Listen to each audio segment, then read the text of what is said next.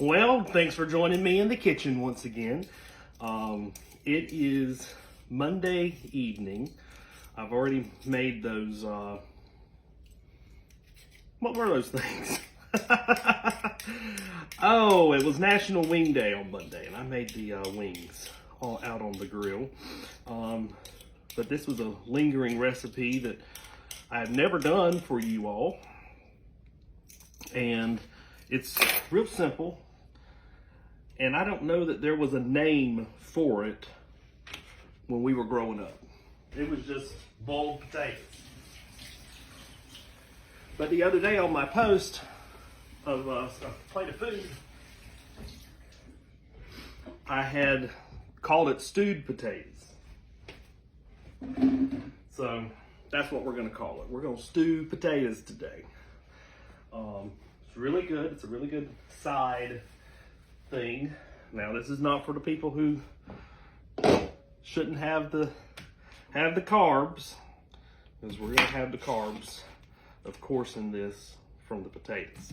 So here's what I do. I like to peel them for this recipe. Now I've told you at times that I don't mind eating the peeling on a potato. When you got a bad spot like that, you just cut it off like that. There's my discard pile. And I'm gonna cut these down into relatively smaller chunks than I normally would. Maybe like a potato salad or something like that. And I'm gonna do some smaller ones, and I'm gonna do some bigger ones. What I want to happen here with those smaller ones, I want them to just cook down to nothing. I want them to make my juice, or my broth, if you will, that is in this. So I'm gonna have some bigger pieces and some littler pieces, and there we go. I know, littler, smaller pieces would have been the correct way to say that. Throw that on in there. Yeah, we would have this on a Sunday dinner. Y'all call it Sunday dinner, Sunday lunch. We always went to Grandma's house after church, and there was a feast waiting. And we had all kinds of stuff, from meatloaf, fried chicken, roast. I've done the roast before. We'd have a ham. It usually was whatever was on sale, because obviously we're going to Grandma's and she's making for a lot of people. So when you got 15, 20 people coming over, you got to figure out how to do it pretty economically. So usually potatoes, they grew themselves. They didn't go buy them. But what I like to do for potatoes, see, now that's a bigger piece right there. What I like to do for potatoes is roughly one potato per person. And this is about a baking size potato. If I had me some new potatoes, I've used all of them in that meal that I had on Facebook for you. So I don't have any. I had to go buy these bacon taters right at the store. I didn't have time to get down the road to the farmer's market to see what they had today. But I decided to go ahead and do this. And I am doing it a little bit later. This is gonna be fine, y'all, to use tomorrow. I can just take me out a couple of potatoes, little spoonful, mix that with something else. I've got a few pork chops in there. I might fry those up, and we'll have a pork chop sandwich and some stewed potatoes. And I think sometimes it's better when it sits overnight, simply because, you could do it this way too if you wanted to. Everything's just gonna marinate together. Some things are like that and some things are not, you know? So I'll do these like this. You can figure out how you want to do it yourself. It doesn't matter, it's all gonna taste the same. As I've said many times, I'm not a trained chef, so I don't know anything about those little fancy names for cuts and things. I've watched worse cooks in America, and I know Chef Ann gets on them about this with the knife and different things like that. Bad habits that we get. But that's what we do. And I know she wants her things diced evenly. Doesn't matter to me, it don't taste the same, right? Been drinking on my bone broth that I made the other day. It's really good. I'm gonna sit down here in a minute This is why I'm trying to get this done, because I wanted to post this. This is Tuesday when this is posting, in time for lunch. It's my days off. I don't get to moving too fast on my days off if I don't have to. I like to kind of rest and relax and do that. So what's next for us is we're gonna have our potatoes in there. I put in 1 onion. If it was a huge onion, I'd slice it in 2 and save the other half. Do you save the other half? I've heard people say you don't, but I do. So we'll cut that off. I just like to do mine like this. Try to keep that from getting in it because we don't want to eat that skin. So I am going to leave the onions hunk a little wider here for us. And that simply is because I don't mind seeing a little hunk of onion in this.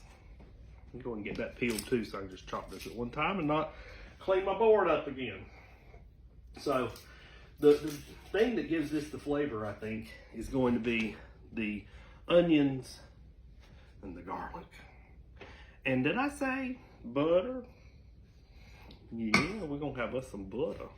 So I'm going to cut it in half, and I'm going to cut it just like that into slithers. About that big. Throw it on in there. So this is going to build a really rich flavor for us. And it just hit me that that bone broth would be really good as a base to go in here.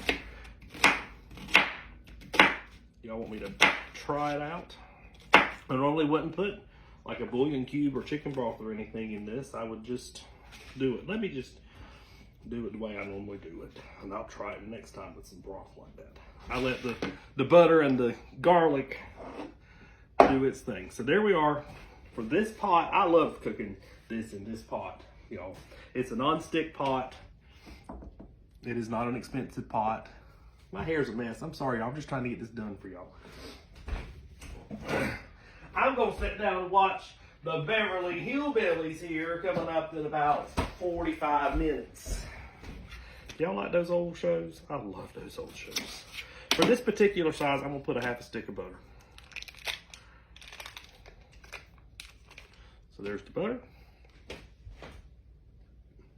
I'm going to put some garlic salt. There's the garlic salt. And that's going to be it. I'm going to put, it might look like a lot, but I'm not going to add the other salt, okay? So we'll get that garlic flavor, we'll get the salt flavor in there. And I'm going to grind up some black pepper. You can pick how much black pepper you want for you and your family. That ought to be enough for now. Y'all know I'm going to add more to it when I get it on the plate. Y'all know me? By the way, on that poll that I was doing on what y'all wanted me to make for you next, this was on there obviously, but it does look like we're going to be making sausage cheddar bites. I've already got the stuff for it. And in fact,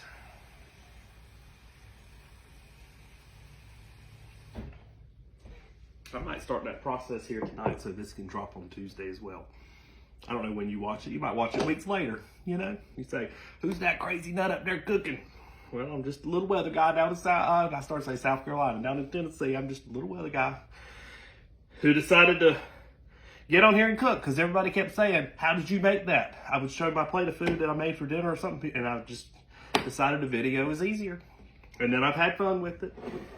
So, cover this. We're gonna boil this now on a medium heat because that could stick once once we get to going here. So we're just gonna keep it on put it on that back eye. I'm gonna put it on a high for first, and then I'll drop it down to a good medium heat. And I'll come back to you all when we get to boiling so you can see what's going on. And sometimes I have to add water to it, but we want our potatoes to get tender, and we want that water to be consumed by that potato juice that gets made, almost like a country potato soup, if you will. So we'll have that. I guess that's what we could call it if we wanted to, but we're not going to add the bacon and stuff like that in it. All right, so I'm going to talk to y'all later, and we'll be back. Maybe I'll go do my hair or something in the meantime. Have a good day. I just wanted to show you what's going on in my pot here. You see how it's boiling. The butter's melted, and you can see that it's no longer looking like water. It is this white thing here, and it's starting to thicken up. That's what we want it to do.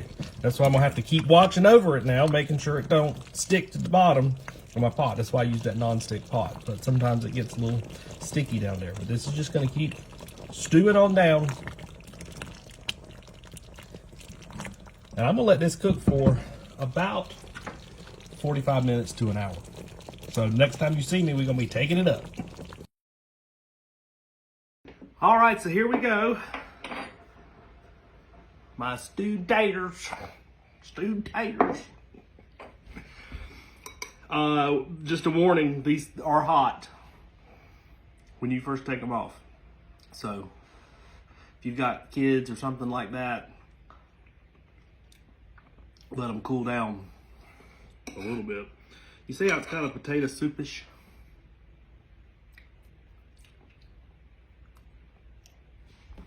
But you can taste that butter and that garlic, the salt and the pepper from the garlic salt that we had. So this is a good little dish. I like it. Sometimes I think I like this better than a good old baked potato. Speaking of which, you could still put you some cheese on this and some sour cream. Think about what you were going to be having if you did that. But I don't need anything when it's this good except to cool it down so I can eat it faster.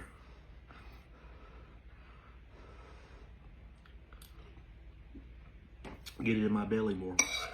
All right, I've finished the Beverly Hillbillies, and now Green Acres is on. I'm showing y'all how I like that old stuff. Then we'll see what I can find. Maybe for my nightcap to go to bed.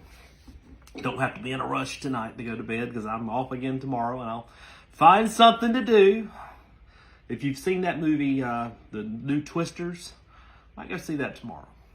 See how that turns out. All right, we'll talk to you soon. Y'all be safe and have a great, great day.